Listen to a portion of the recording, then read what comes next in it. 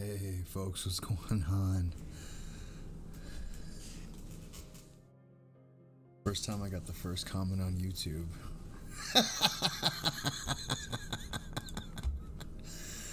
Well, I feel bad for telling Jason that. I didn't want him to think that I was trying to tell him to get offline. I was just trying to tell everybody else that, hey, I don't think I'll be able to stream. But, well, you know. My hair's all wet. Let me see if I can straighten it out. This isn't the creepy part, if anybody in here hasn't seen me before. I do have some stories picked out. Yeah, I guess long hair on a guy could be creepy. Ow, oh yeah, I felt that. Look at that knot, that's a good one. I like to rip knots out to teach my other hair lesson. Because that's just how I roll. Alright, here we go. What's going on here? Which way does this go? Is it this way? Yeah, it's this way. Yeah, it's close enough. I don't know. Takes a massive toke and passes it. Oh, jeez. No giggling. No. Alright, let me go on Twitter real quick. Let people know that I be live. Oh man, no, I didn't even see that Jason was streaming, and I felt really bad. I was like, oh no, I gotta end my stream. We gotta work out a better streaming time for both of us. You know, because he's a massively huge channel, and I'm just a little guy. And you know, I'm competition for him. No, not really. I do love Jason. He promotes my channel. And it's very awesome of him. That was supposed to be that color. There we go. I've got the heat going right now. This is pretty nice. And my freaking... I gotta get up and grab my charger. If y'all want to hang on 1 second. I don't know how many... Just saying hi before I grab some food. Jason, thanks, Bubba. And sorry, I wasn't trying to tell you to get offline.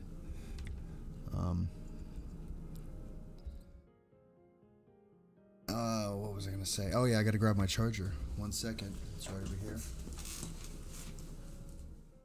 Oh, almost fell over. True story. And I'm stepping on my piercings. Even us creepy people need to clean our rooms sometimes.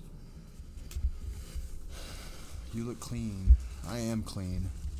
Well, my skin is, my hair is.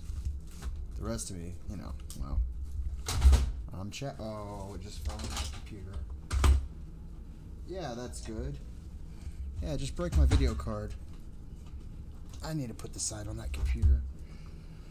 I'm so not ready.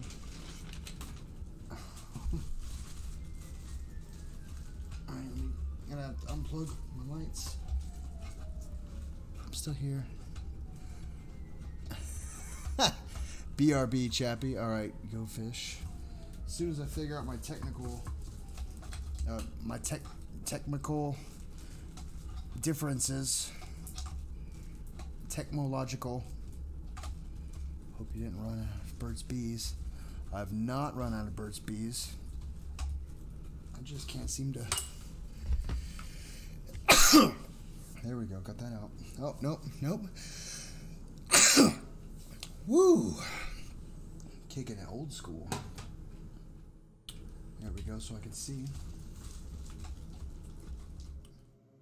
I love my fast charger. I absolutely love my fast charger.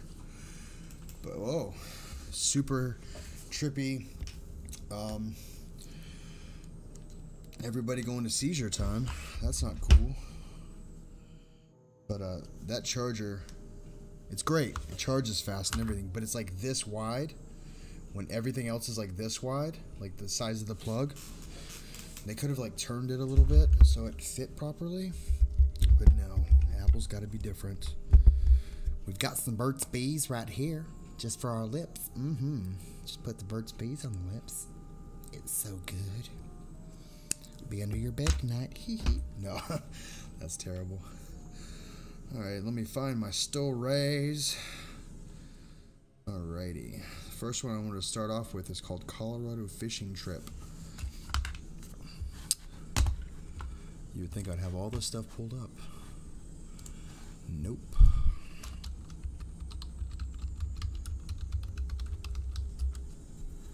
Glad they have a search bar. Alrighty. Been since 2014, dude. You rock. I'm so lost. Anyways, the story is called Colorado Fishing Trip. I'll post the link here in the chat in 1 second. I gotta get my chat up here so I can turn the volume down now. Alrighty. Let's move the work phone. Cover the keyboard. There we go. And here's the link if you want to read along to my stammering and stuttering. Because, well, I'm not a voice actor. And even those guys don't get it on the first take. I was reading about voice actors today. They usually take like 28 takes to get it right. It's some crazy like that. But this is the story. We are back on thecreepypasta.com. And I've got to let this, while I'm waiting, I can do this and start loading the next story. So I'm going to bang out some stories real quick. What's my other story? Nope.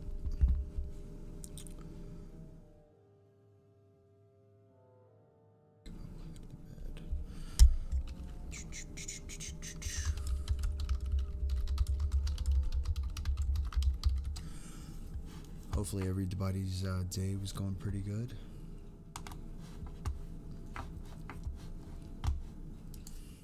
What's the other one? I'll pull up a couple of them.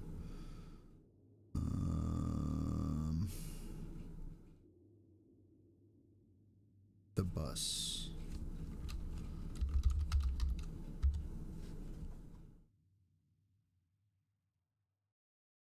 Sometimes they do dozens of takes and the director decides the first one was the best. Yeah, I mean it's weird how that works. I think voice acting would be a lot of fun, but apparently it's a lot of hard work.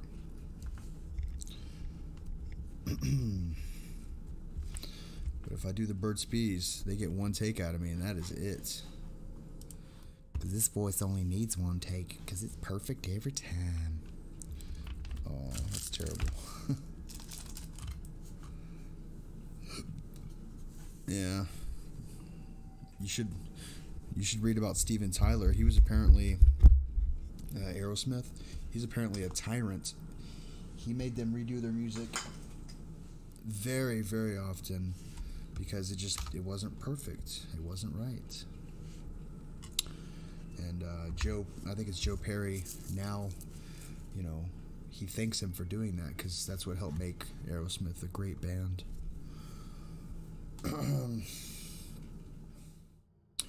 But anyways, I feel like I need to brush my hair again, but whatever.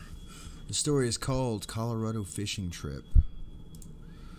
I don't think the music's too loud. It's too loud on my side. That's what it is. If I don't have one technical difficulty, it's going to be like 20. Wow, never liked Steven Tyler. Why? You don't like 40 or 50-year-old women? White women? That's a terrible joke. He looks like a...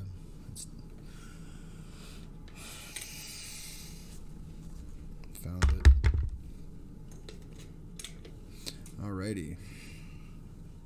So I'm back under my heat lamp with the red light. Oh. In my opinion, too, Pip. But there's nothing wrong with Prince. Rest in peace. Great musician. Alrighty, so here is Colorado Fishing Trip. Our trip started out in late February as my three friends, John, Stephen, Max, and I, drove my truck deep into the backwoods of Boxwood Gulch to follow the North Fork of the South Platte River. Steve owned a cabin up in the backcountry, so we left my truck there and began our 57-mile hike into the wooded terrain following the river. We had all of our camping and fishing gear packed and enough food to hopefully last us the 3-day journey both ways. The pre-spawn bass wouldn't be easy to catch once we had reached the hole, but if we were going to endure this brutal cold, we wouldn't go home without a fight. As we first set out early in the morning, a few light snowflakes began to fall. The terrain was heavily wooded and uneven, making for slow going, but the cool mountain air rustled through the trees and sunlight streamed through the canopy, making the snowflakes glint and shimmer as the birds chirped overhead. It was going to be a nice, near-perfect trip.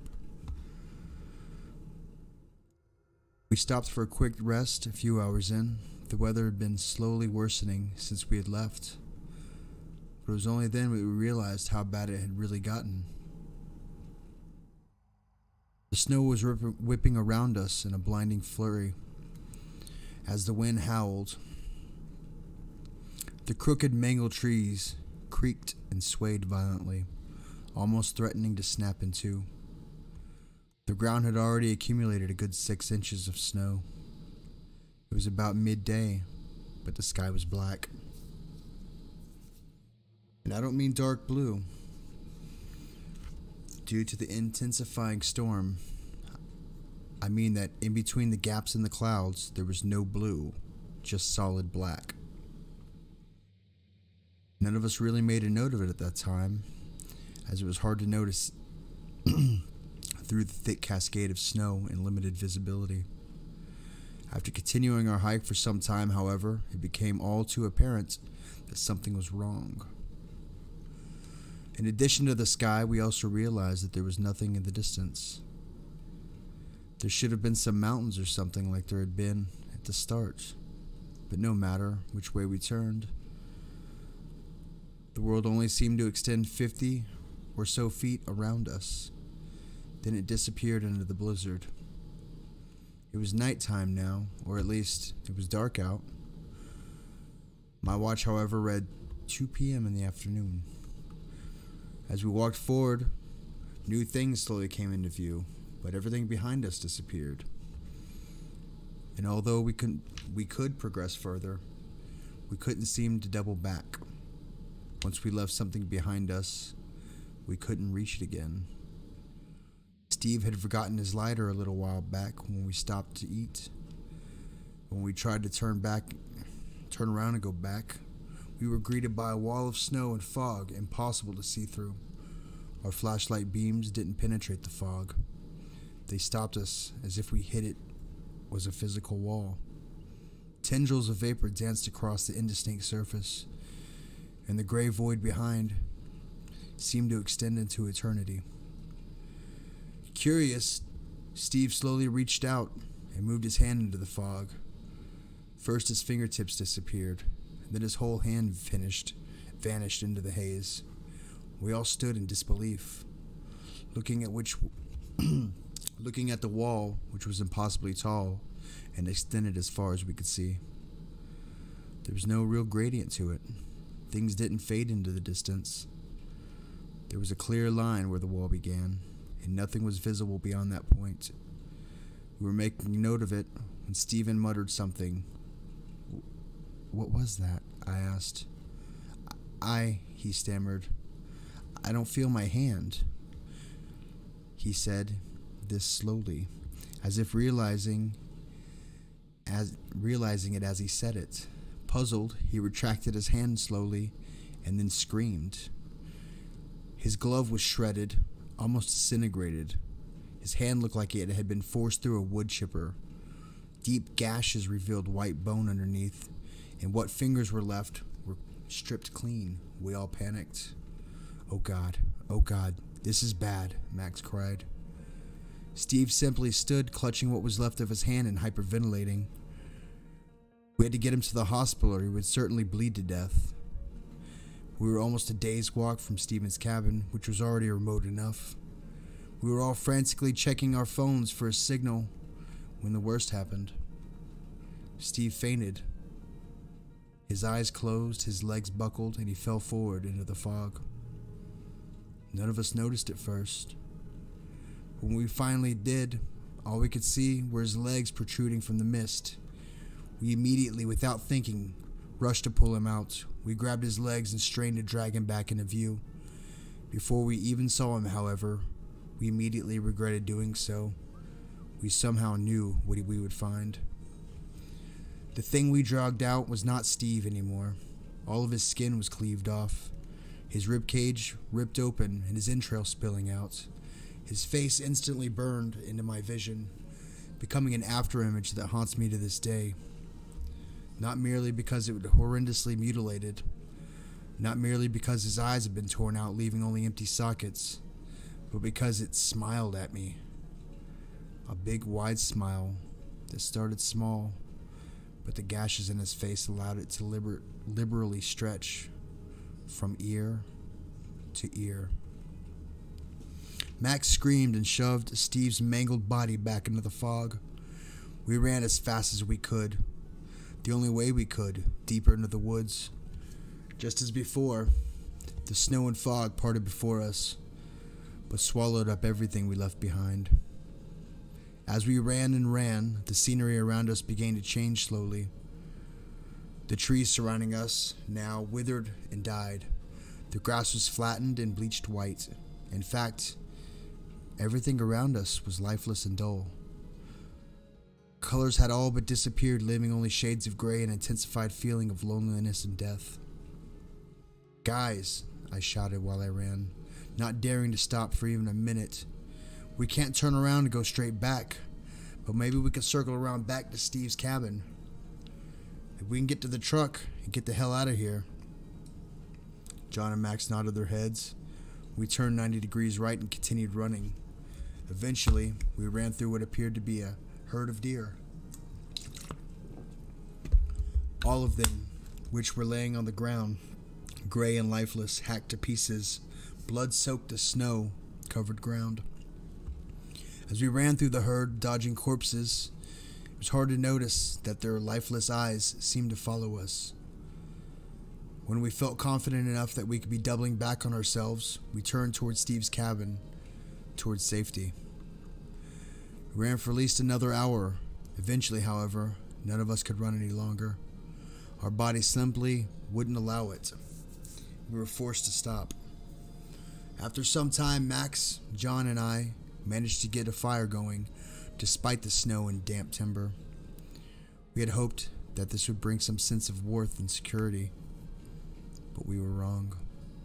The flames were a bright orange hue, bleeding some of the color into the grayscale world. It clearly did not belong, nor did we. The longer the flames crackled and popped, the more we began to hear something, distant and quiet at first, but slowly growing closer, louder, and more numerous. A chorus of blood-curdling wails and moans soon filled the stagnant air around us. Focused on the fire and pretending to be safe, mesmerized by its beauty, we didn't immediately notice a mangled deer carcass slowly dragged itself out of the fog and into view. Nor did we notice the second, nor the third. Hey, Civ. We finally snapped out of our trance just in time to scramble to our feet in terror as a myriad of different animal carcasses clambered out of the fog. Drawn to the strange light of the fire, we were the intruders in the world. I was paralyzed by fear, unable to breathe. The corpses moved with a surreal and broken haphazard toss of limbs, as if poorly animated puppets. I turned to my friends to find that they were no longer beside me. They had taken off running, leaving me behind. I turned around to run after them, but something grabbed me by my shoulder. I didn't need to turn around to know what it was. I could tell by the hand gripping my shoulder, a hand that looked as though it had gone through a wood chipper. I flailed and managed to free myself before it could get a good grip on me and took off running. I didn't look back. No way did I want to see the face of no way did I want to see that face of what was once my friend. I could no longer see John or Max. I assumed they must have been ahead of me. But I was the one with the keys to the truck. Steve had the keys to the cabin. They wouldn't be any safer if they couldn't meet up with them. They wouldn't be any safer if I couldn't meet up with them, sorry. So I ran and ran faster and for longer than any human could possibly do under normal circumstances. Finally, after God knows how long, I could finally make out the structure in the distance. It was the cabin. I felt a twinge of hope. The whales continued to ring out in the night air, but I seemed to have led them at a time. I seemed to have a lead on them at the time. I reached the truck, unlocked it, and jumped inside.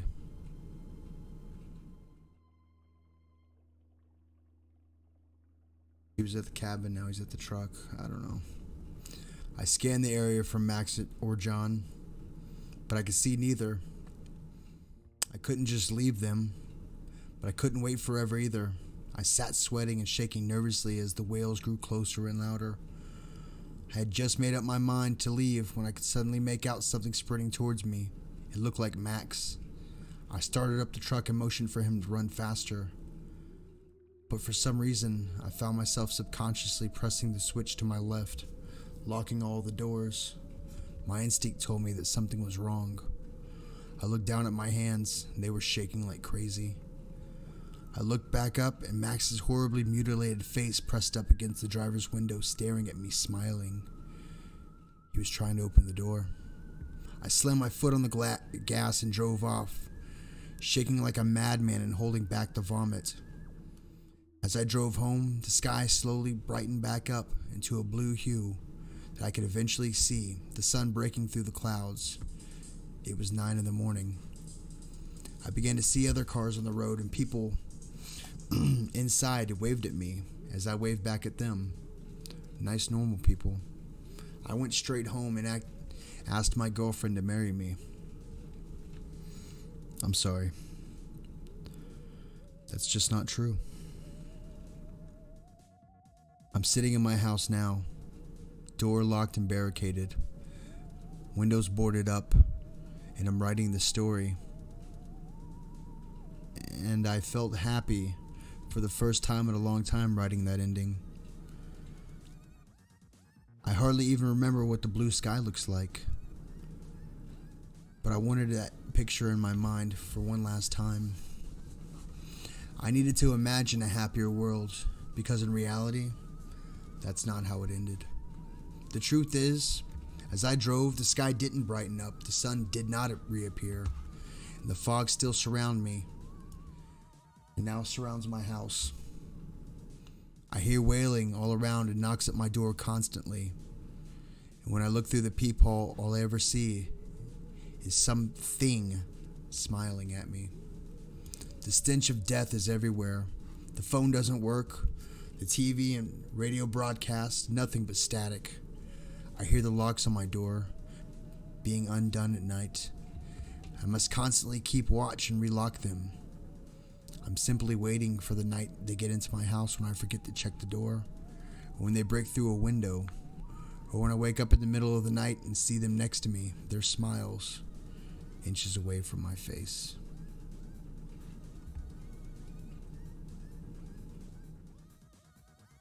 You were reading these stories with better timing and pronunciation. Well, I appreciate that. I'm probably a little bit louder too. Should I turn myself down some?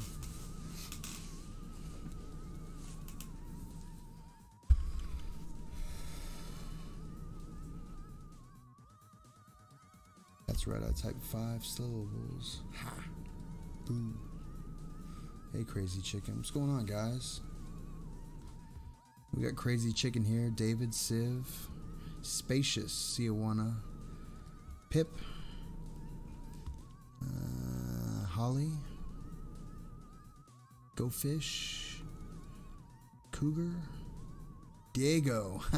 Hey, Diego, if you're still here, buddy. If I didn't say hi to you, well, those are all the people that are here. Hello, people. I meant to say after I said all y'all's names, hello. I had a few stories picked out. I don't know if we'll be able to get to all of them. We may go a little bit longer than 9 o'clock, but not much.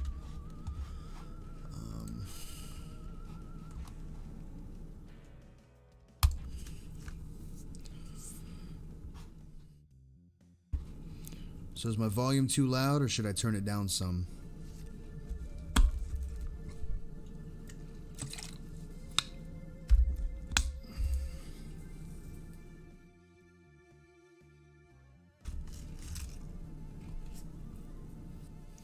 Is good. Sounds fine to me.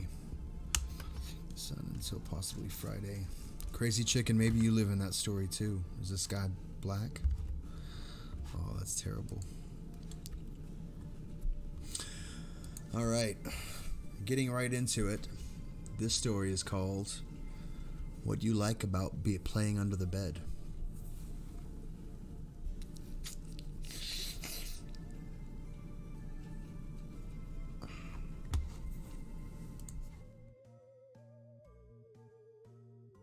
More volume? You turn me up, crazy. I'm practically screaming over here. My neighbors are banging on the walls. Or wait, maybe that's not my neighbors. Whatever. If I die, this stream will be epic.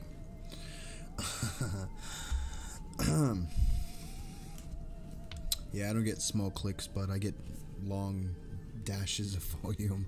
It's really hard for me. Jason, was it a better level? I'm almost in the yellow. I could turn it up a little bit. I turn it up like that much. One click. I'm gonna one click you, but no. Anyways, this is the story. What do you like about playing under the bed? Nope.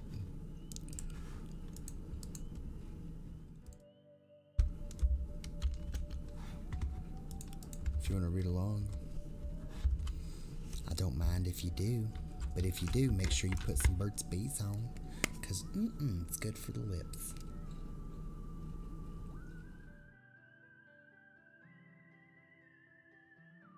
Oh, yeah, I gotta see that movie.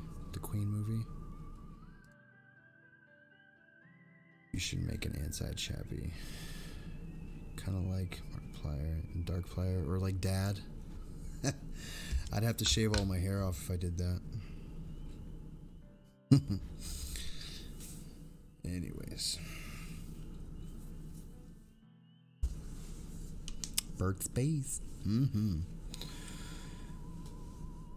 It all started when I was about 8 or 9 years old. Actually, I guess it may have been earlier. But that's around my first memory I have of it. See, I have sleep paralysis. As long as I can remember. Although it's rare now, I'm an adult.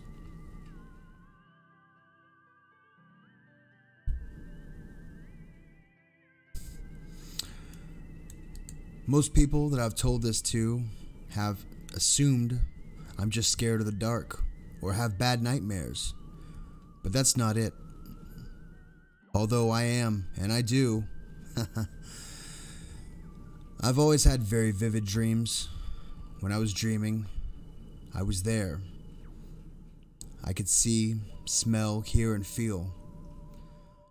I was also a very adept lucid dreamer, having the choice to affect my dreams at will. That didn't work on nightmares, though. And I often had nightmares before these episodes, horribly vivid nightmares, almost every night. Dreams of falling, fire, death, being alone in empty space. But it's mostly monsters, and those were the worst. Some of them were your classic 80s slasher icons like Jason and Freddy, etc. I think my mom, which let me watch those movies when I was a little too young, along with reading Stephen King, but she's still my hero. Those usually involved running and hiding while being in a strange place, usually a creepy abandoned building or out in the woods. The monsters that didn't come from movies were way worse though. Dreams come from your subconscious supposedly, so I guess somehow my mind created them. Although, as a child, it seemed like they were from the depths of hell.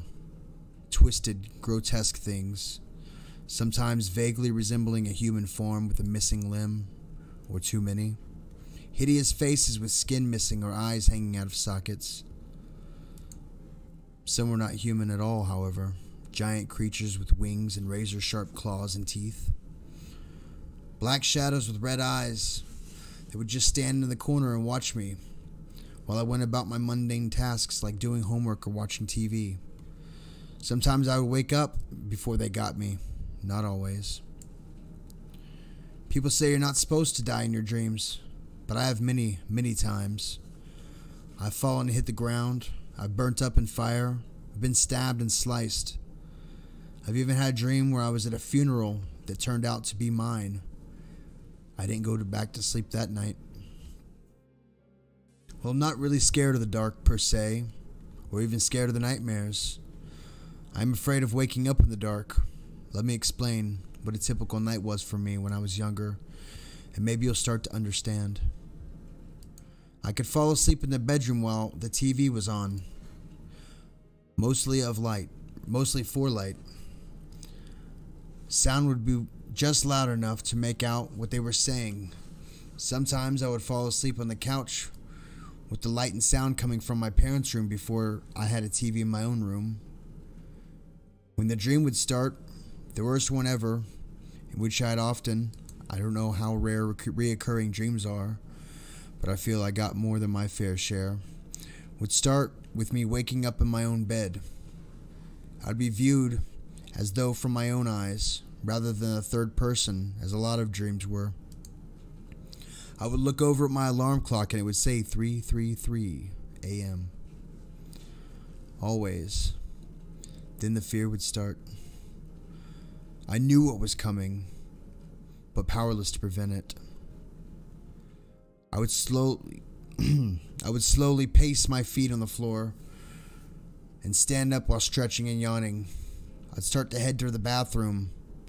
Not sure how I know the bathroom was the destination, as I never made it there. And I would trip on something. I crashed on the floor, hitting my nightstand, causing my alarm clock to fall on my head and bounce to the floor. So I'm lying there cursing myself and look under my bed. There's nothing there. I mean nothing. The meager light from my room should penetrate at least a few inches into the darkness, but it's like a brick wall of black shadow. An empty void. And I freeze with fear. Suddenly, two small blue orbs of fire appear, directly eye level with me. The eyes of some unknown being staring into my soul. Its breath was the worst part. I could see it and smell it at the same time. I only know it was a breath because it came out like a fog. Like when you're outside in the winter, only it wasn't cold in my room. The breath upon my face was cold enough to chill me to the bone, and the stench, ugh. It was as though someone took a dead animal carcass and a dirty diaper and lit them in a fire with 1,000 matches like sulfur, burnt hair, and human excrement. I'm not saying that word. My mind would be screaming, run, hide, but my body was frozen. I'm hyper aware, and I can feel every muscle in my body tense up in preparation, but nothing happens. Then it grabs me. I see nothing. No limbs of any sort, but I'm being dragged under the bed. Then I'm in total blackness. I could feel its disgusting breath on my neck and hear my heartbeat, but my sense of sight has totally abandoned me. I don't feel arms around me specifically, but I'm being held there.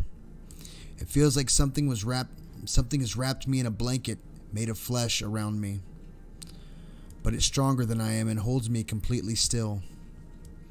Then I feel its tongue slowly lick my neck to my ear, as though tasting my fear. In a voice I can only describe as broken glass soaked in blood, gravelly and grating, but wet, it whispers, "What do you like about playing under the bed?" That's when I snap out of it. I struggle and fight, swinging my elbows and kicking my legs as hard as I can, eventually loosening the creature's grip, and I would wake up. Here's where the real fun begins. I would be completely frozen, sometimes to the point where I could not even open my eyes. Sometimes that would be all, just frozen for a minute or two. I would snap out of it. I'm getting a little freaked out even writing about it. The memories are that vivid as it comes out. Other times the nightmares followed me. I remembered once I was laying there frozen, trying to force my eyes to close. Then I heard the same thick, gravelly voice say, "Come back under the bed." The games were just starting. I couldn't turn my head to look towards the sounds. Not sure I would have even if I could, but I could feel its cold breath on my ear.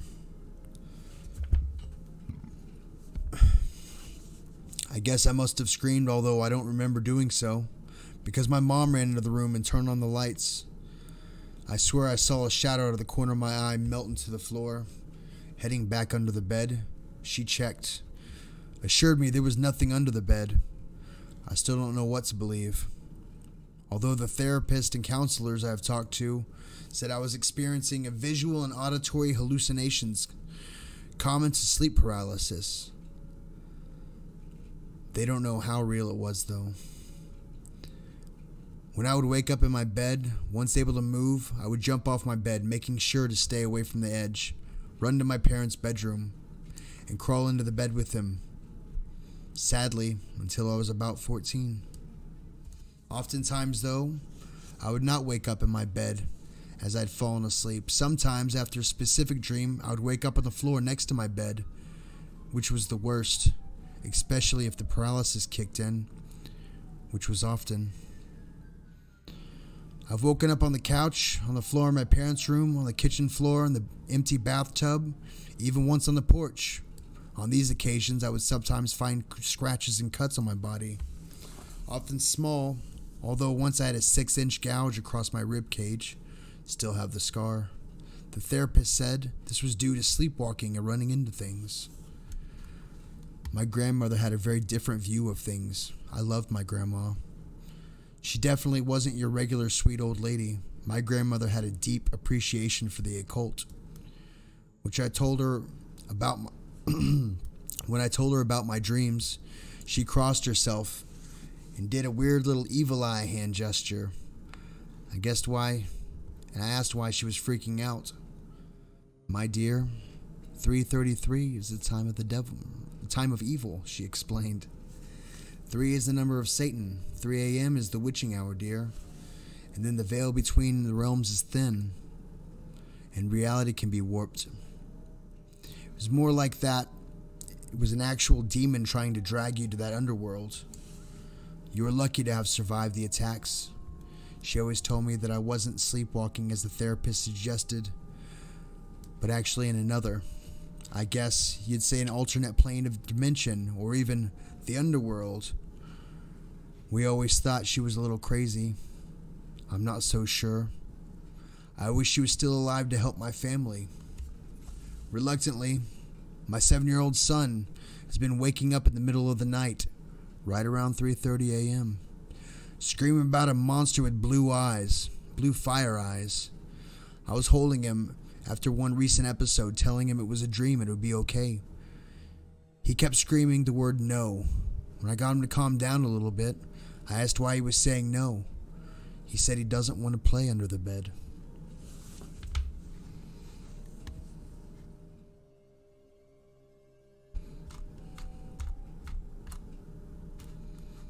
How'd y'all like that one? think you got inside my head there, Fish. You told me I was doing good, and then I probably effed that one up.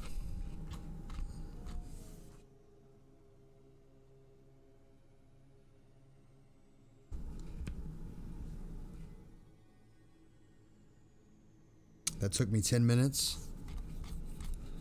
That's a 7-minute story, but that's reading.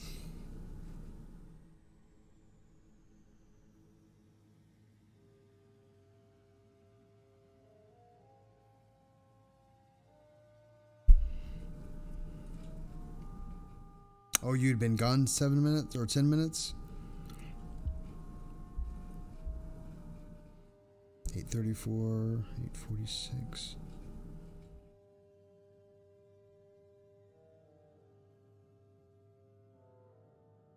I'm the man.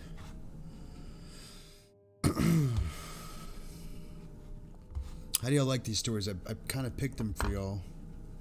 Trying to find the best ones. I felt like I wasn't always picking creepy ones. I was tired of not being creepy.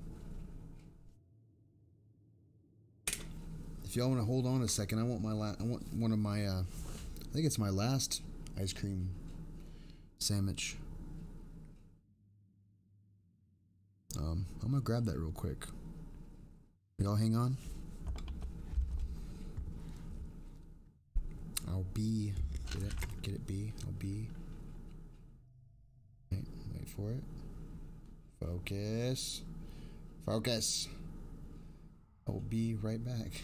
I don't know. Found any good dark web stories? I'll look for some. I will find some for you, Spacious. Look for one tomorrow. 1 second.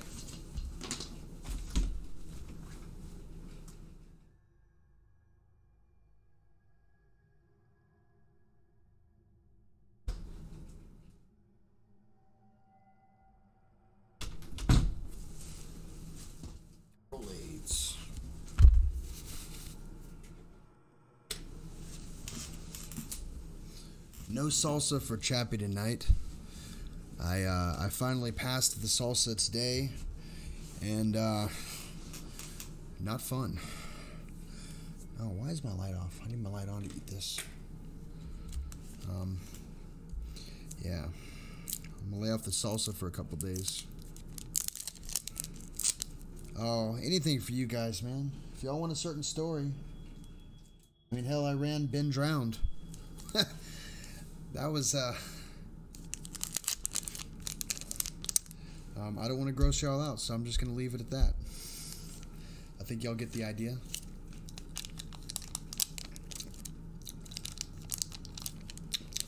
Nom nom nom.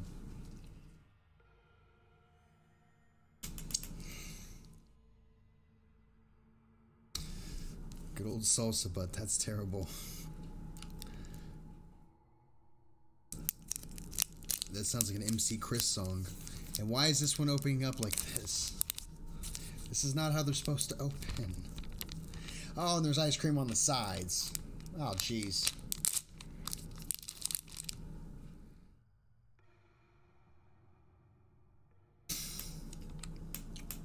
I gotta hold it now because both my hands. Hang on. Rest on top of the mic. Don't fall. Don't fall.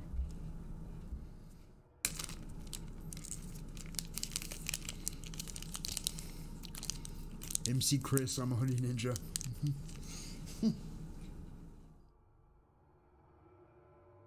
That's funny that you know that, Lauren. I love me some MC Chris.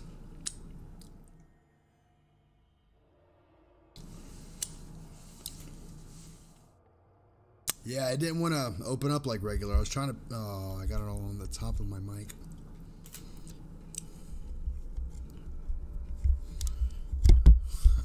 You're gonna hear weird noises for a second while I wipe off my mic.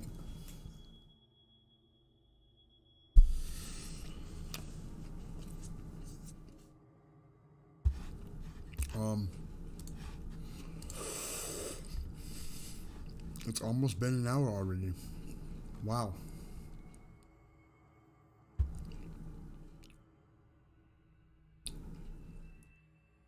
I don't care.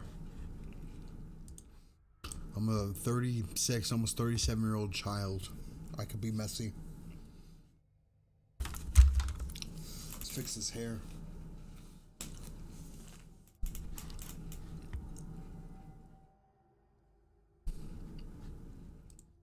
I think it's large. Oh, no, it's not that one.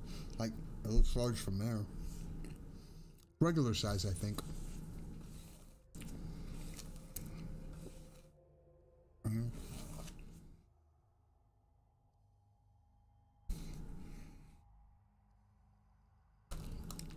Oh, man. Yeah, oh, look at how much hair I pulled out of that one. Like a freaking... Oh, one of my dang bristles ripped out. Look at that. And that's why we don't have nice things. Oh, yeah, I guess it's pretty thick. I'm a little bummed I just pulled that much hair out of my head. That sucked.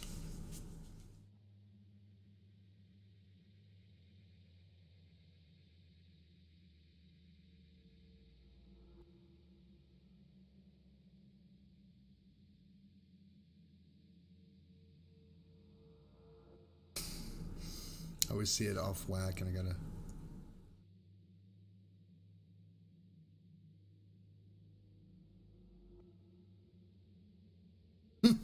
Pip. Thick.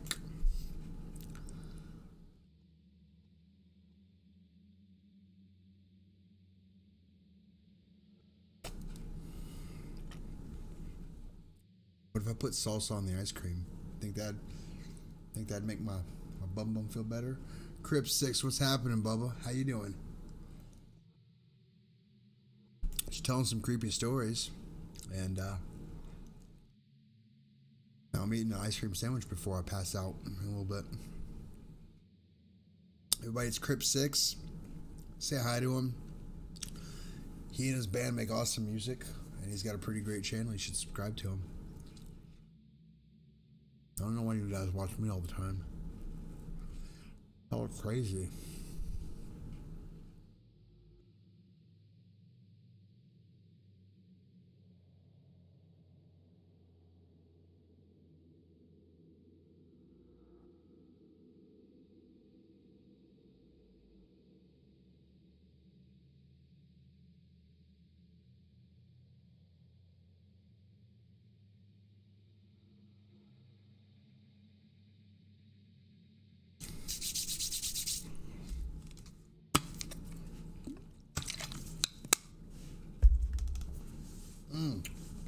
Nom nom nom.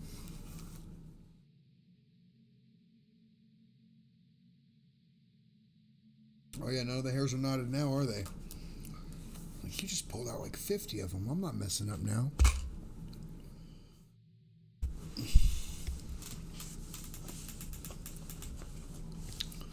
I don't know either. But I was cheered up to see you on. Oh, Ernie, how you feeling, buddy? You got like a cold or your tum-tum, or do you have salsa butt too? That was a terrible afternoon. No, it was a terrible morning. He's in there again? Jeez. Alright.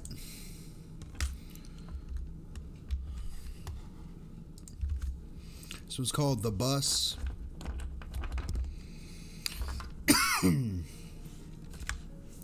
Gotta put some Burt's Bees on. Burt's Bees.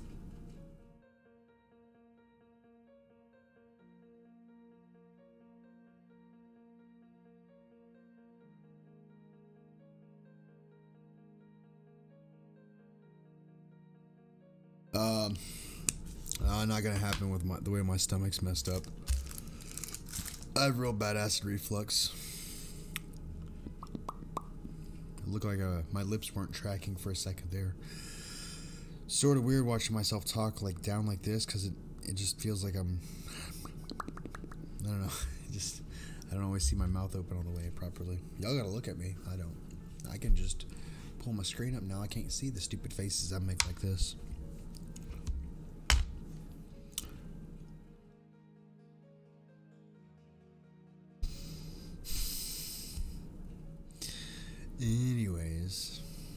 That's too bad. I like spicy food. Eat a ghost pepper. Good luck with that, Bridget. Crazy. I like a little bit of spice. I don't like... No, ice cream sandwiches. I found mine's kind of stress related. I'm not going to go into it. But also, I don't get it as much anymore because I don't drink as much soda now. Like, I cut back a lot.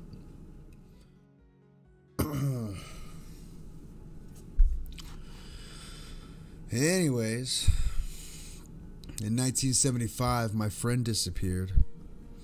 I'm going to tell you what happened. It won't take long because the story's a short one. But that's a necessity of the facts. Quite simple. There aren't many. Here they are. My name was James Wade. His name was James Wade. I apologize. He was 13 years old. One night, he went to bed and the next morning he wasn't there. The front door was open and James was gone. The house, as far as anyone could tell, hadn't been broken into. There were no signs of disturbance. James wasn't a troublesome child and his parents were decent, loving and hardworking.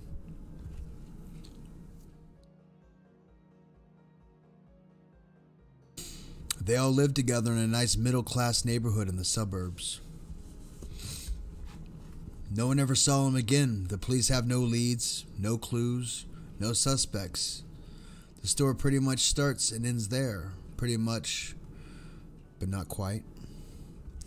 James disappeared on the Wednesday night. I saw him in school earlier that day and he had told me the previous night something had woke him up in the early hours of the morning. Exactly what, he couldn't say. It was late November,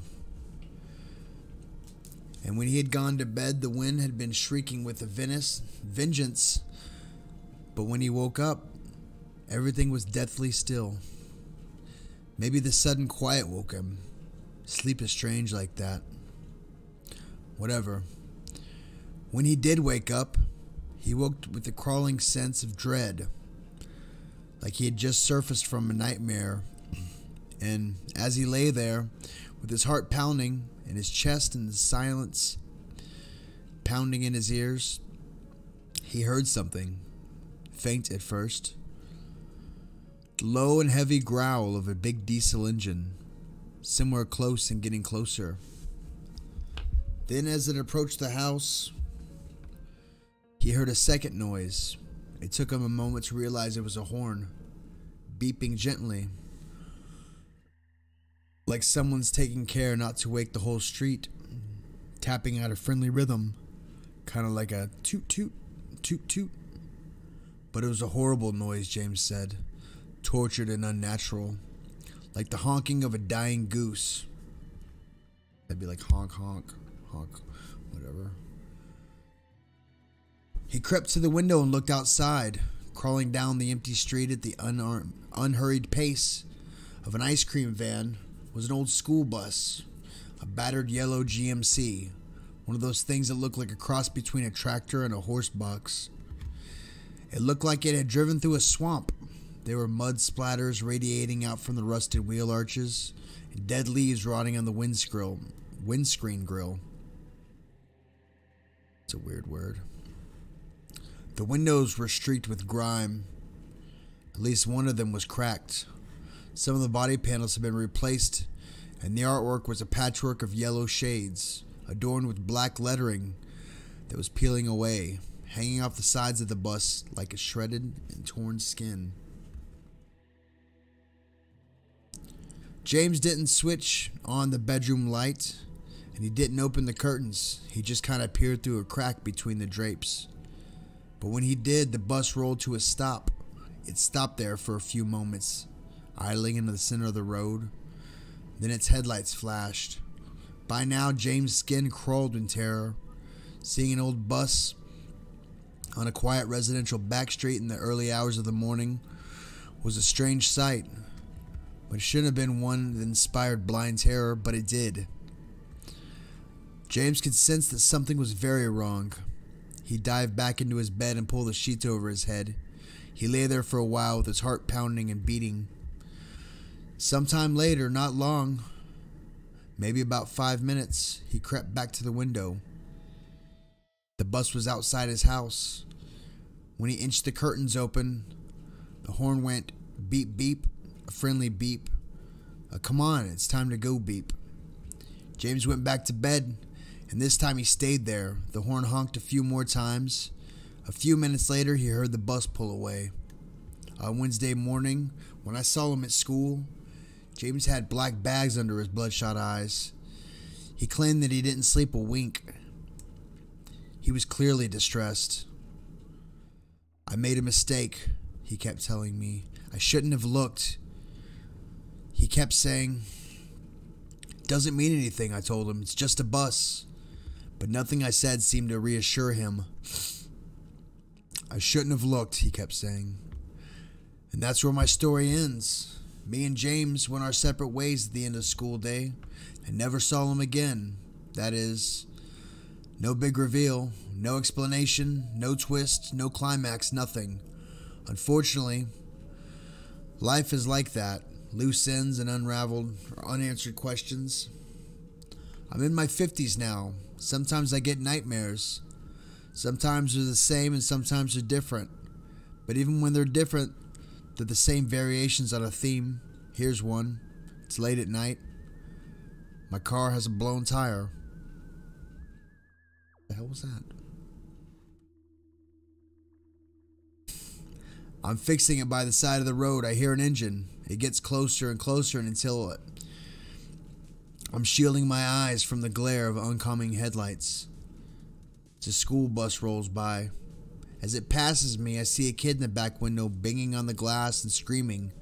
Something that's lost in the roar of the GMC's huge diesel engine. It's James. He hasn't aged a day. I'm not a superstitious man. Nothing in this story that can be explained rationally. Maybe the bus had nothing to do with James' disappearance. Hell, maybe there was no bus. Maybe he dreamt the whole thing. Even so, I've got 2 children of my own. And when they were young, I told them an embellishment version of the story. An embellished version, sorry. A story about an old bus that cruises the streets at night. It moves slowly like a stalking cat, its horn honking gently. A siren song to curious children. If any children get out of bed and go over to the window and look at the outside, the bus will roll to a stop. The next time they look out the window, it will be parked outside their house. Soon after that, maybe even the same night, that child will disappear without a trace. I am hearing shit.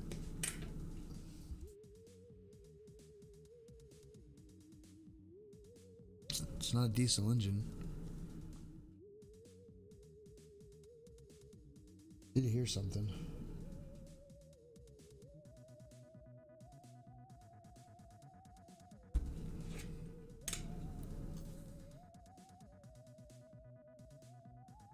I told him that sometimes you can see the bus during the day, but during the day it can't hurt you. During the day it just travels from town to town. Sometimes adults can see it too. It can't hurt adults, or maybe it can. It just doesn't want them. Mostly adults don't even notice it, but when they do, they certainly don't notice anything strange about it. Because although you can see through the windows, you can't see inside the bus. You can't see the children banging on the glass, crying and screaming, and wondering why the hell you're just standing there looking at them, and why the hell you don't do something. You can't see the children who gave up hope long ago and just sit there, staring into space and sobbing into their laps. The children never get old. The bus never stops. My children cried out and wouldn't sleep for a week. My wife was livid. I didn't care. I'm not saying what I told my children is true. It's a bastardized version of what James told me, with gaps filled in by my nightmares. Nevertheless, it seemed important to me that my children know that if they ever lying in bed and they hear the sound of an engine and a honking horn, they ignore it. Failing that, they should run out of their rooms and climb in bed with me and their mother. Anything. Just don't go to the window.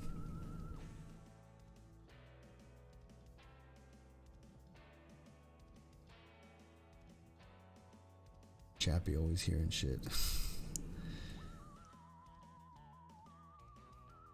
What did Lauren say? Hey, Brightside, what's happening? So, guys, there's a story you can tell your kids. Don't look for the bus. It's 9:06. I read that one kind of quick, didn't I? I don't know. Bridget, have a good night. Which one's the boy? Oh, that's a nice creepy one. Oh, you know me, just reading some creepy stories.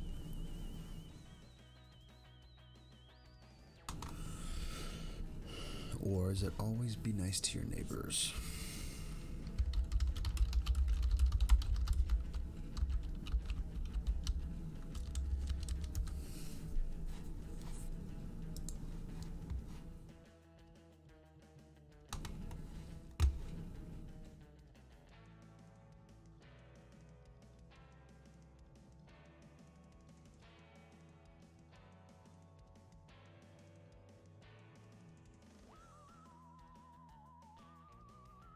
Are you streaming tomorrow? I try to stream every day, Bridget. 6 p.m.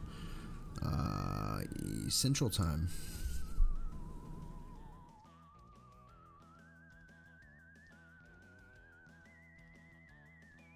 Gang bang. You can't say that, Lauren. Yeah, I was impressed. What are you talking about?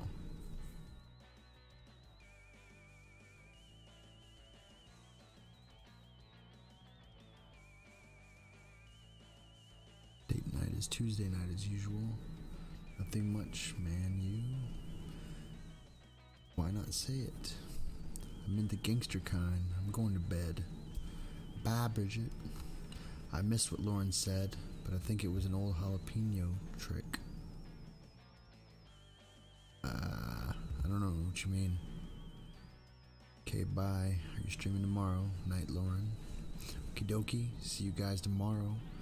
Bridget has a thing for you, JK. Jalapenos burn thy body. You better, Bridget? Hey, Mama, how you doing? David said hi to my mom before I could. Oh, I'm gonna get it now.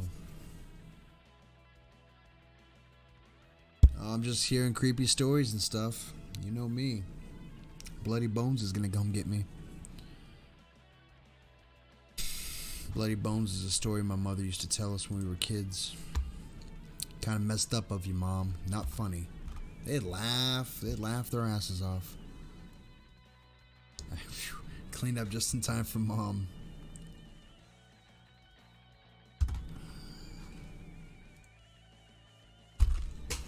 Oh shoot. What'd I drop? Oh, the piercings.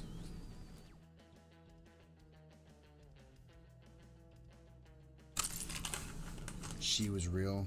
Whatever. Don't want to hear any more about it. I'm almost 37. I don't think she's interested in me anymore. Just dye your hair red on the bottom. Or is it just the light?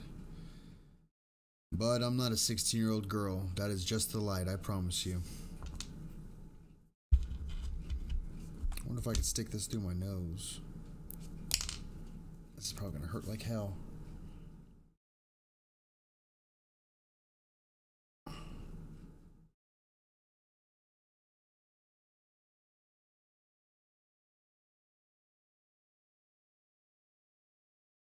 Ah, there we go. I got a proper bull ring. Wonder if I can get it in.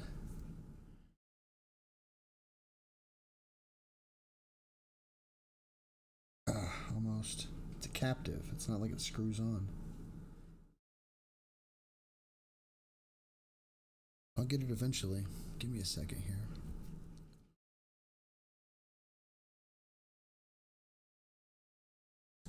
Oh, there it goes. How's that look? I'm not sure if I like that one. I like this one better. For a bugger, caught it on. For a bugger caught in it. If I could stick this to my nose. Oh, jeez.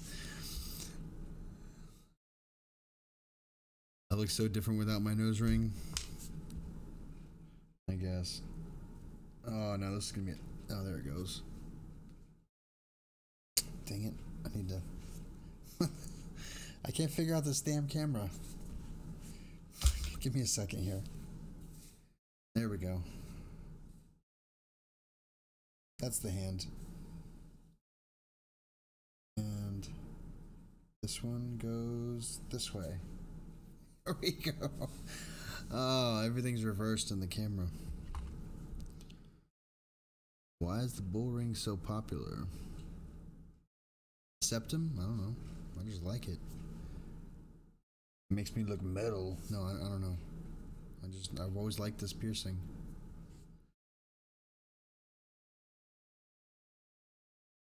I feel like a naked bull without his nose ring. Oh, jeez. I assure you, I'm fully pantsed. Pantsed. I made that into a TH. That's not a TH word. How's my hair doing underneath? It's like, hehe, we're just gonna be curly and leave him to his own devices. And I said no. But now it's the thing. I've had mine for a couple years now. Gotta do this every now and then. People ask me, does it hurt? To which I always reply, have you ever pulled out a nose ring? Or a nose hair? And oftentimes, yeah. So pull out 1,000 of them. Hurts like that for about a split second. And then think of all the gunk that builds up on this thing when you got to push it through. Because you got to clean it, you know. You turn it side to side. Oh, it hurts like hell.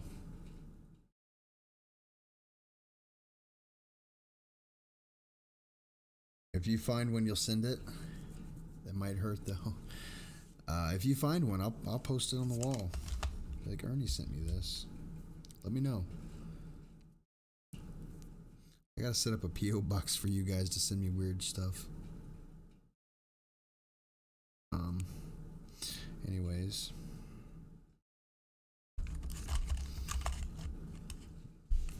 I'm going to one, but I won't say. I'm gonna get one, but I won't say where. Your forehead, or oh, you get the smiley. It's right here in this part of your mouth. The only one I have is David. My mom's in here, bro. Come on. Jeez Louise. Someone had to say labia. Of course they did. Here's gonna be the last story because I do got to get to bed. You're gonna get her laughing. When my mom laughs, bless her soul. I love my mom so much, but she gets laughing. She laughs so fucking hard, and I have to say the F word. And you know, it's 9:15. I don't care. I'll bleep it out later. That she starts sounding like the Count. She's like ha ha ha ha ha ha, like ha ha. I'm trying to like think. I'm ruining this. But she like laughs, and then it's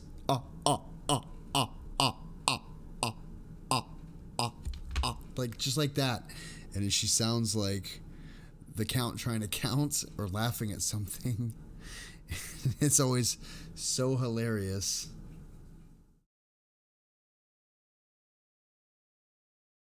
Night spacious.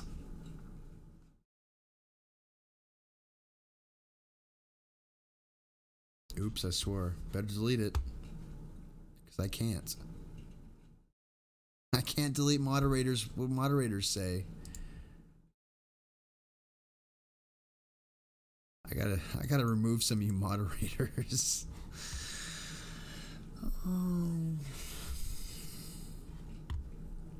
Oh, that looks kind of...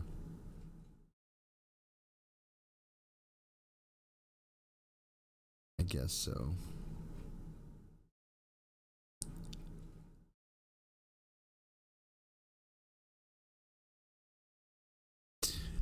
You can just call her mom spacious. It's fine. Everybody else does. Not gonna hurt my feelings. Unless it hurts yours.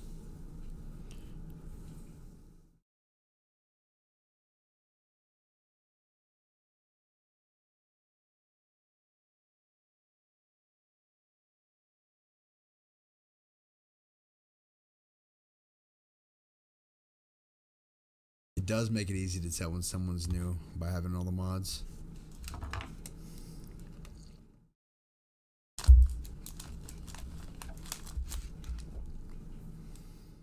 I was just dreading that Holly would try to mute my mom one day. She said hi to me, so I had to hurry up and make my mom a moderator.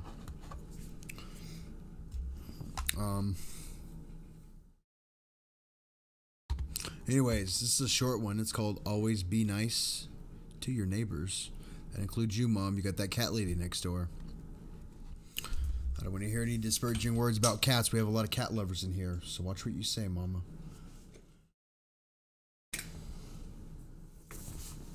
Messed up my little magnetic monument here. Go on without it. Nope, it's not going back to normal. There we go.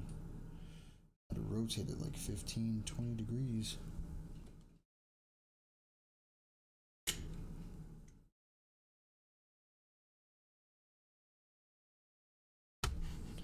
I would never do that to your mom. Do what to my mom? Oh, jeez. You remove that, Abbott Rude.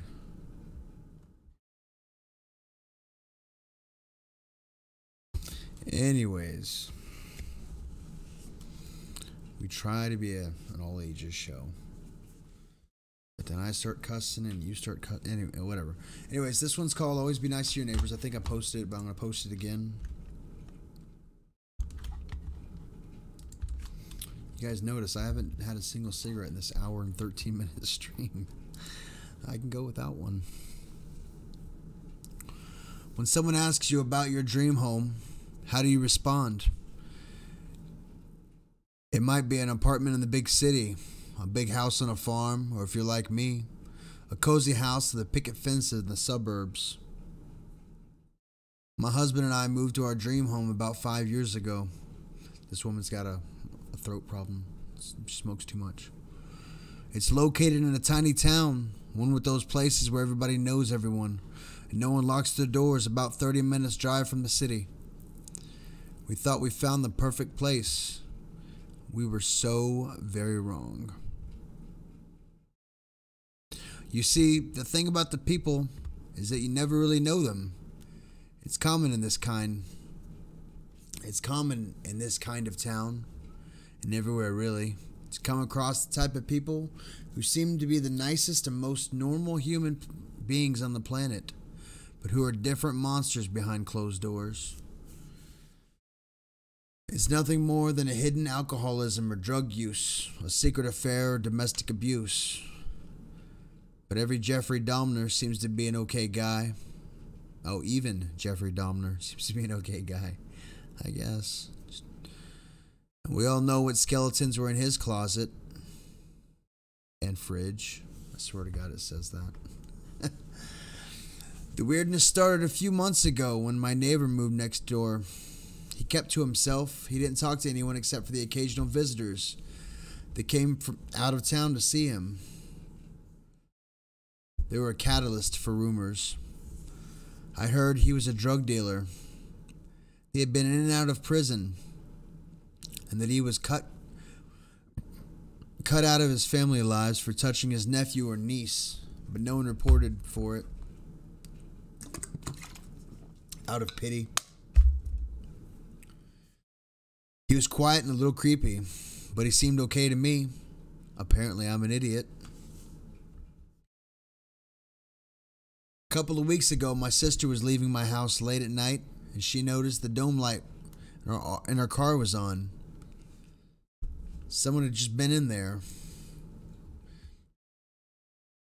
She ran back inside and alerted my husband, who then walked her back out, took a look to see if she could find the intruder. They heard footsteps on my neighbor's porch, but couldn't actually see anyone. My husband called, but received no response. The next day, he spoke with another neighbor about the incident to warn him to lock his car at night.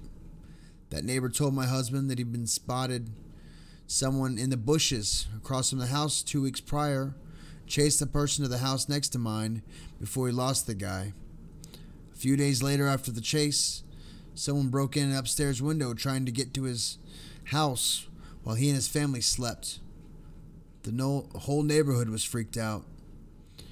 And we had suspicions that the new guy was the culprit, but we had no proof. No one had been able to see his face when he was busted. No one could say whether or not he's been chased to his house, or if the person running simply hid on his porch or in his yard.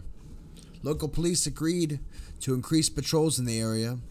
Things quieted down for a while. That was until this past weekend. It was on a late Sunday around midnight, and I heard what sounded like a power tool running. There's a house nearby that's being renovated by a family that lives there, so I just assumed they were finishing a project before turning in or something. I didn't really care about what I saw until 45 minutes later when I saw the flashing lights outside my window. I went outside to see 3 police cars and an ambulance and a small crowd gathered in front of the house next door. No one seemed to know what the hell was going on. I, for one. The only information I could gather was that the old lady who lived a few doors down had called the police while a noise complaint when the sounds of tools wake her up. I had been standing with the crowd about 5 minutes before the officers came outside to move us away from the house and rope off the area with crime scene tape. The coroner's van showed up a short while later. It wasn't until the next day we'd finally got the story. 2 officers had responded to a noise complaint. They could hear the tools running inside, but no one answered the door when they knocked. One of the officers looked in the window and noticed a pool of blood on the living room floor. They called for backup and entered the house. My next-door neighbor had killed some woman, dragged her down to his basement, and was using power tools to saw her up into pieces. When the police entered the basement, he panicked and used the saw to end his own life. Apparently, he had almost completely decapitated himself. As gruesome as the death of the heinous acts were, the murder-suicide wasn't the thing that caused the most unrest in the little community. He had a large hand-drawn map of town hanging in his basement. Each house was drawn as an empty square. Each square had notes written inside, how many people lived in the house, whether or not they had a dog, and the best time and place to enter the home undetected. He only had a stack of photos on his table near the map. He had taken pictures of every house on our street, some at night and some during the day, some from the outside and some from within.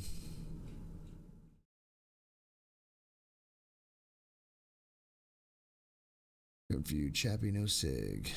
Anyone can chill with me. Let's hang out and lose himself, Chappy. You look good with red hair. Oh, I don't know about that. Gingers are threatening. Hey, David, I'll accept that. Darker than natural ginger, I mean. David. Yeah. Ha. 3 toots. Malachi. I don't get that. Well, folks, like I said, I was going to go about an hour. I don't know if my mom left or not. Did she? Oh, I didn't get to say bye to my mama. I'm gonna go play my games and smoke. Rum chata is too delicious. I gotta text her.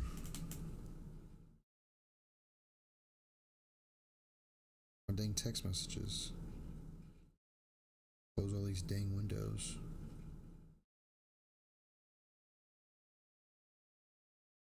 Good night, Mama.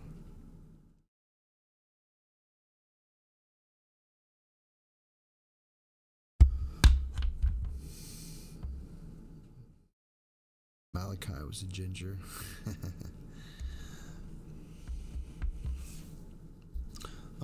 There's still there's still 2 stories left, but I'll pick up those tomorrow. Are there any stories that y'all particularly liked tonight?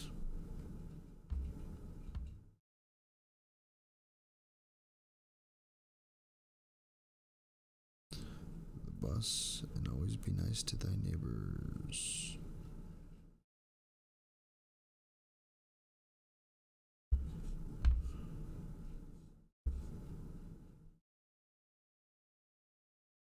Sorry guys, I'm taking notes here.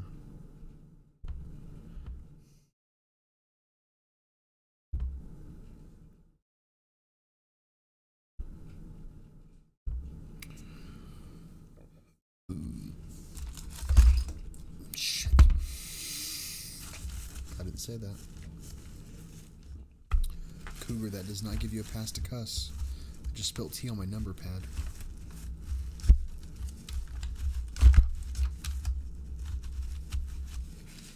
Damn it.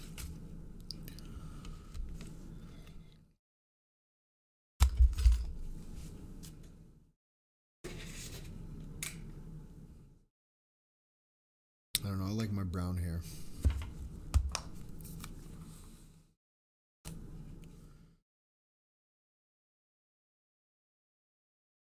Oh, I don't like that wave though.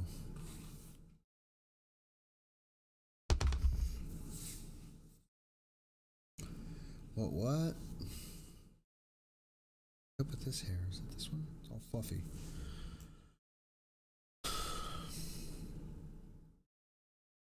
Such a short stream. Yeah, sorry, Pip. I know. We got 4 stories knocked out though, and I ate an ice cream sandwich, so that was pretty good. Maybe tomorrow, if Jason's not streaming, I'll do some more.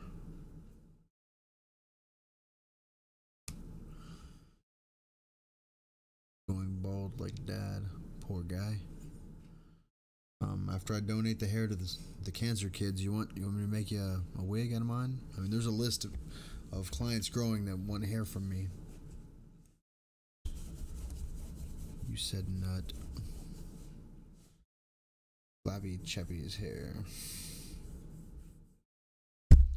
Didn't you say the F word? Who was it that said the F word? I don't even know anymore.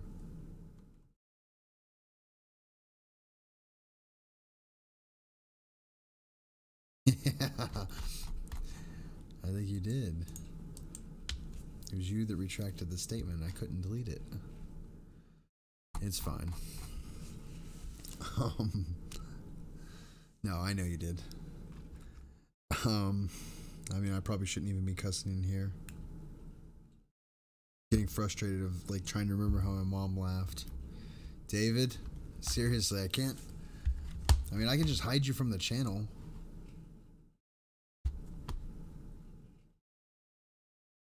There we go. That got rid of it. Jesus, David talks a lot. You're unhidden, David. Oh, you're not a moderator, though. I should probably fix that.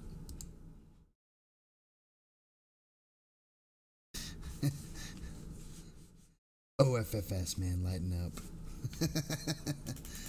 I am lightened.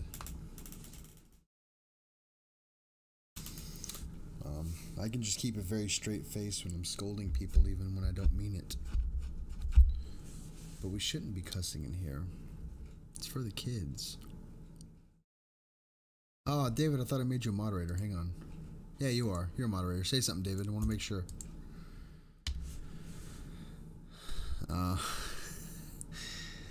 Freaking David, man.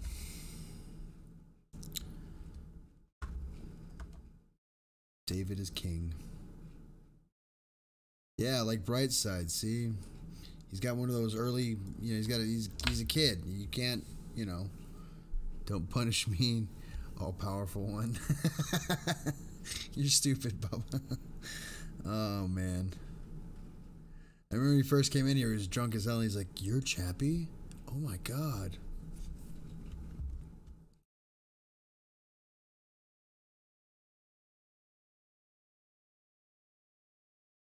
Oh, I'm getting cougar mad. No, I'm not. I get mad at everybody for cussing. I even get mad at myself. I'm sorry. I'm not trying to single you out, I swear. Honestly, I'm not trying to single anybody out. Except for David just then. Damn it, David.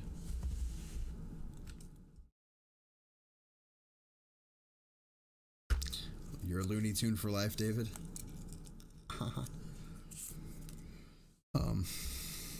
Yeah. But anyways, it's 9:30. And this scornful one has to get some sleepy sleeps. But I will be back at it tomorrow. I should. Don't see why not. But responsible. You're about to be a homeowner, David. You better be responsible, bud. I feel like you can't get anything done in an hour and a half, really, in a stream.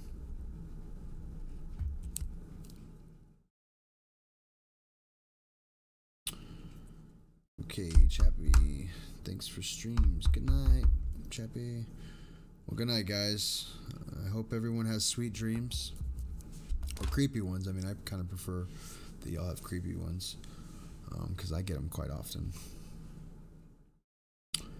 Monsters in the old lockbox. Don't know why.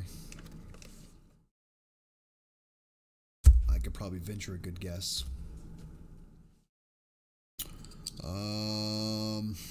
If y'all want to hear any certain specific stories, I'll post the 2 links of where I get my stories. This will make it easier for y'all. If y'all want a specific story, I want to make sure they're under like 10 minutes though. Like that's my only caveat to that, if that's okay. Maybe if I read a story and I like it, I'll do longer ones. Or maybe if it's a special occasion, I'll do longer ones. Yeah, maybe a scary movie for bed night. Or for bed tonight. But as always, you guys are awesome. I love that you, I wonder if I can see this. Oh yeah, cheap camera, no IR filter. Wonder if I'm turning anything off in y'all's houses. Let's see what brightness up does. Fast one.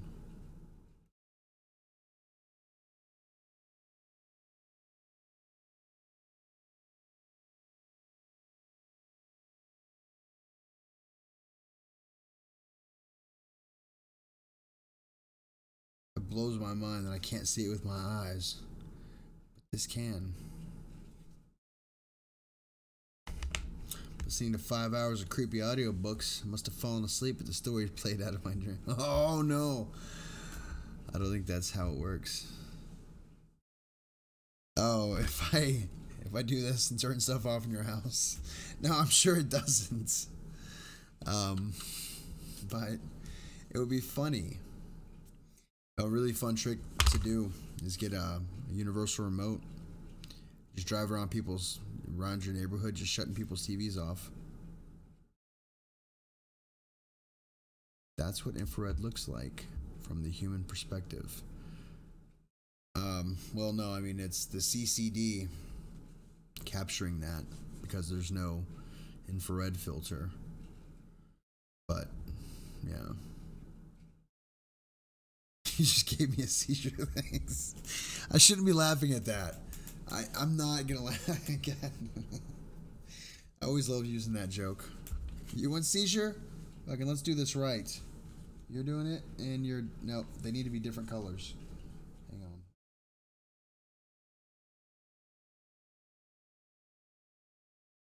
Yeah, there we go. Happy seizure time. Oh, wait. I can't. That's so terrible, David. I shouldn't be laughing at that. I had a very good friend of mine that has seizures. And that's wrong.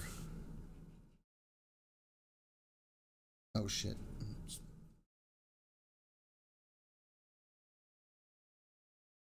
I didn't mean to cuss. I'm sorry.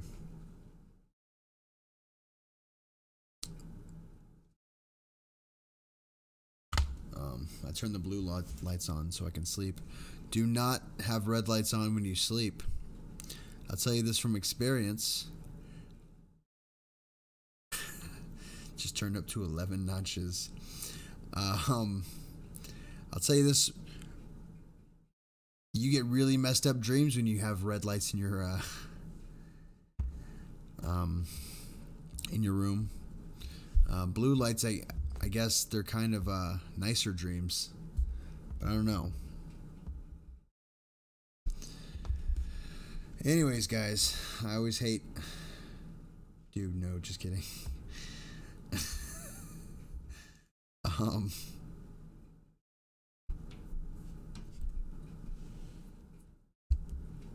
y'all hear that?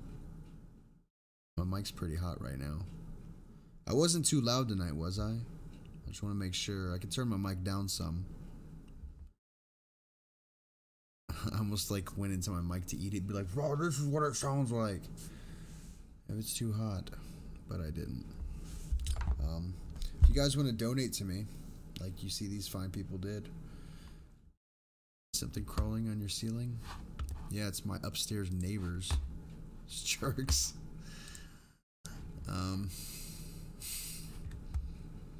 No, turn down. Turn down for what?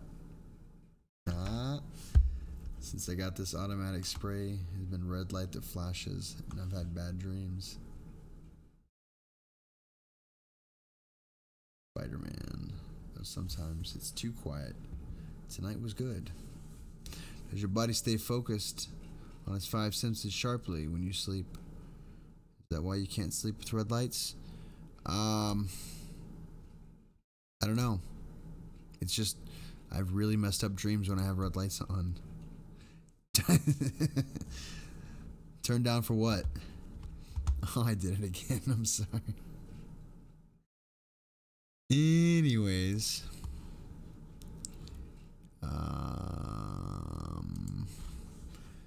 I need a new microphone. And stuff like that.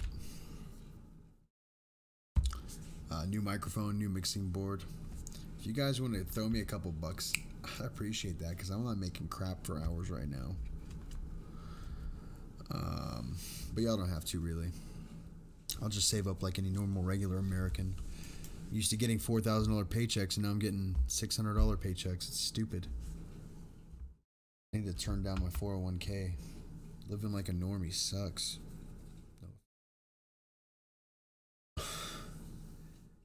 Do you have an old lady broom to poke at the ceiling when your neighbors are loud? No, I don't. Shut it up down there. I don't even think I've met my neighbors. Like I say hi to the people next door. But I have no one on this side of me. Or this way. I have people there and there. And there, I believe. But I'm kind of back.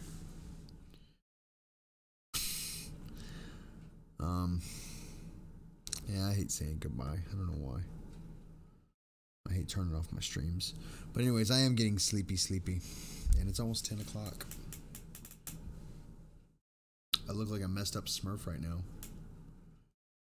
Pokey pokey. STFU. I'm gonna go have a cigarette. I'm gonna turn on my splash screen. Good night, Chappy. I'm gonna chat with y'all for a minute. What was I looking for? There's my splash screen. Oh yeah, my music. I'll play some music for you if you want. We can play some music while I play with some Burt's Bees. Feels so good on the lips.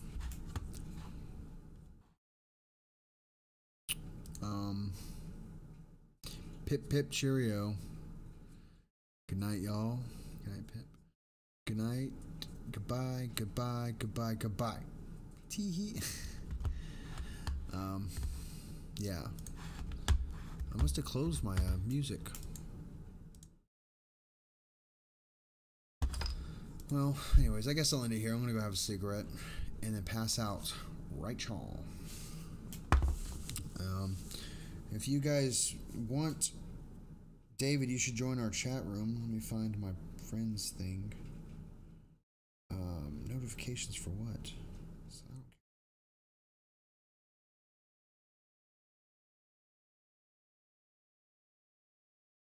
shoot, I'm trying to remember how to do my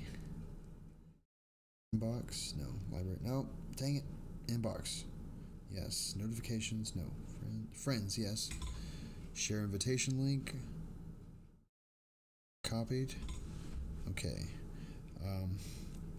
If you guys want to click on this link, I will add you all to a certain room that we're all in, and I'll just say when I'm streaming, or if there's a reason, because I don't want Jason to know that I don't want him to stop streaming. Moises, what's up, Bubba?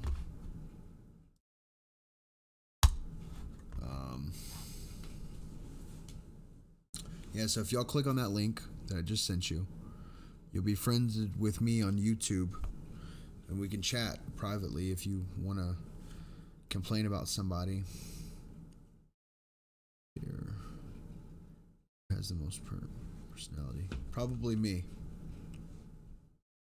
Most personality. You can tell by my explosive. Hey, side effect. I just heard a knock. Do I hear that? But yes, please click on that link. I'll post it one more time. Nope. I'll post it one more time for everybody. Click on that link. I'll add you all to a room. And I'll be able to keep you updated. If not, follow me on Twitter. Or the Insta Nerds. But I never say anything on Instagram. I really don't. Okay, that's against the rules. Just say come in. No, hell no. I lock both my locks. We're all spooky ghosts here. Hi, Side. Hi, Pip. What's the link about? That is my friend's link for YouTube. So, like Amy's friends with me. I got Cougar and Ernie and Jennifer and GoFish and Ferd and Drama Mama and Pip and Lauren and Cassandra and Holly and Chicken and Tom Flannery. Simple Cooking, Prevolution, John H. Lego Man, Llama Lloyd, yeah, it's me, Ross. I'm in a couple chats that people have left. Jeez. Spacious, New Free Will, Pie, Stacy Morgan, The Wall, Nayplay, Marshall, Barnhart? I don't know who that is. Elizabeth, Nava, Angel. Anyways. Oh, Side Effect Gaming now. If y'all want to ask me questions off camera, I'll pay $600 to grow it longer. I mean, just don't. I won't mute you if you don't message me at lewd hours. Like here, when I turn the camera off, for like 5 minutes, I'll be free while I'm smoking a cigarette, and then I go to sleep. I like talking with my hands right now. Is that okay?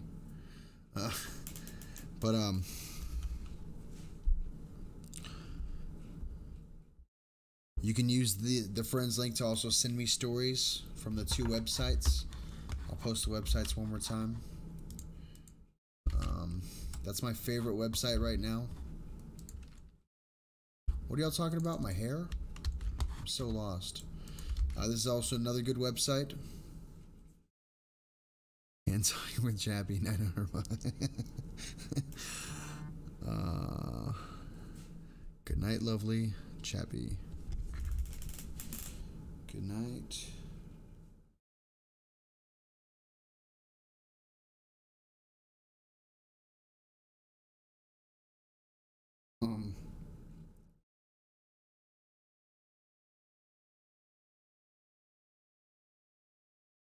Anyways. Yeah, so if y'all want to chat with me, use that. Give me links to stories that you want me to read. But I like the creepypasta.com because it tells me how long the story's going to be. And like I said, I don't like them to be more than 15 minutes or 10 minutes or something like that. But I will use my judgment if the story looks good and I read it beforehand.